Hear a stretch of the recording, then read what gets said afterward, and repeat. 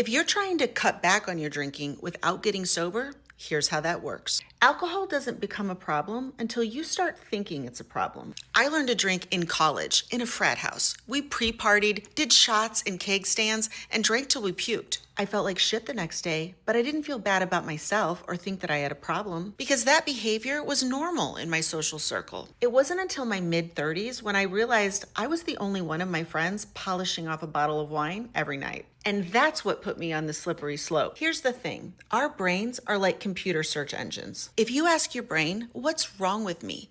It will go find evidence that something is wrong with you. And if it can't find it, it'll create it. And the more evidence you have, the more shame and fear you feel. You start hiding and underreporting how much you really drink and worrying about your health and your ability to control yourself. Your confidence drops because you know that you're not really who you say you are. And you think that the only way to avoid all the guilt and anxiety is to promise yourself it'll never happen again. But every time it does, your brain just keeps adding to that pile of evidence you're holding against yourself. And it gets harder and harder to motivate yourself. You just kind of give up because there's really no point in trying. The only way out of this is to teach your brain how to work for you instead of against you, which starts with realistic expectations. The process of change is messy. You're going to have to start learning from your mistakes, not just avoiding them. And this is why I call myself the hangover whisperer. Because while I teach a lot of strategies on mindful drinking, they only work if you have the bandwidth to be mindful. Listen carefully.